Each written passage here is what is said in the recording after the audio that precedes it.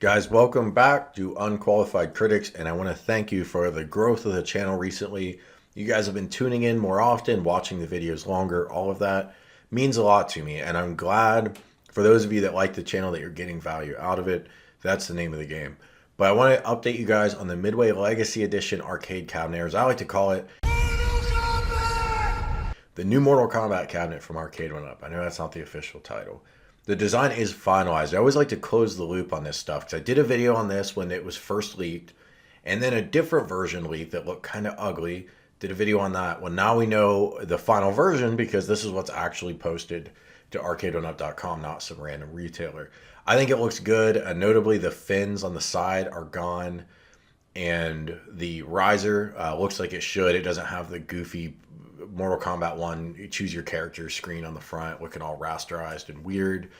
Looks great. The only thing that stands out to me as curious is that this monitor looks vertical.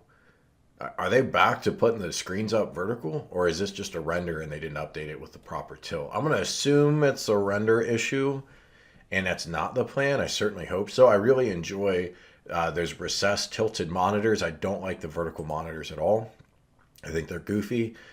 Yes, they are more visible to more variable height players, but it's more authentic to have a little bit of a recessed lean back kind of deal. So I hope that's what we're getting here. But yeah, and then the other thing I want to talk to you guys about, there's a big opening in the home arcade space right now. For the first time really since Arcade One Up launched. When Arcade One Up launched, it was strength to strength. Yes, they had setbacks here and there with product. We all remember the spinners being crappy. We all remember different issues they've had with their product. But before you could be mad about that, they were on to their next wave of products and just growing so fast that little mistakes like that tend not to matter too much. Lately, there has been a bigger series of mistakes, some PR missteps, and these things will happen. You know, it's easy to dogpile on them and say they disrespect their community and whatever. It's easy to attack John D. I did a video speaking my piece on it, and, you know, I stand by that stuff I said, some of those criticisms. But overall, do I think John D is a net positive to the community? Yeah, I mean, I don't know if it's an unpopular or popular opinion, but I actually do think he's overall, all things considered, good for the industry. I hope he sticks around. I hope, you know, there was some talk of people calling for his job. I just want to be clear, I do not agree with that. You're free to call for someone's job. That's your right to speech. But I personally do not think John should lose his job. I think he's actually good for the community. I think there's a lot of things he could do to improve, but I think he's overall good for the community. But anyway, AtGames is smartly pouncing on this, and they're doing their own community outreach, their own video.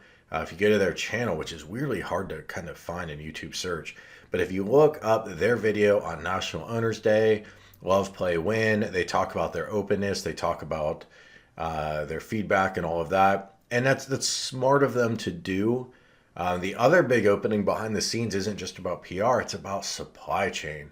Very boring term, very boring concept, but it's the reason why you have a hard time finding the Arcade One Up machines that you want in stores right now, but you can find the AtGames Legends Ultimate. Like, for example, at walmart.com, at least when I last looked the other day, it was freely available at normal retail price. Meanwhile, Arcade One Ups are getting harder to find and they're going up in price. That might be because of scale. Arcade One Up sells 1 million cabinets a year or so. AtGames sells, you know, tens of thousands. If that, I don't know if they're single 10,000 a year, maybe they're multiple tens of thousands, but we're talking a huge difference. But whatever the reason, AtGames is able to supply the cabinets they need to sell, get them built, get them to retailers, and you can buy them. I know a lot of us are still waiting on those pinball pre-orders, but they're still coming with it. I just want to say, because I just hate this kind of stuff. This is about community, a personal look back, evolution, community, social media, our approach. What do we notice? Comments are turned off. What do we notice? You can't like or dislike it and have it be published. I mean, this is what I meant when I was talking about John D. You can hate or love the guy. He puts himself out there and makes himself available to criticism. Does he rudely brush off that criticism sometimes? Yes. But you can't post on here that I love AtGames or I hate it. You can't post any of it because comments are off. So I would just like to see AtGames be a little bit more open. I think there's that would benefit. I think if you look at the Facebook groups and stuff right now, there is a lot of love for the AtGames brand. I don't think they need to be so closed off. I think a lot of people Really like the brand. I think the brand is an all-time high point. I think they have long-term issues with complexity, their messaging, the deals, their pre-orders, the deposits you got to put down. It's just all complex. It's hard to message. You start using spreadsheets to talk about a sale you're having. It's just, it's a little confusing. I'm skeptical that they can break through to the broader market without simplifying what they're up to. But I'll tell you what, they made some smart product decisions. I think that single SKU for a vertical or a horizontal screen 3/4 arcade looks brilliant. If they nail the dimensions of that correctly, it's going to be awesome as long as it's tall enough to play while you stand.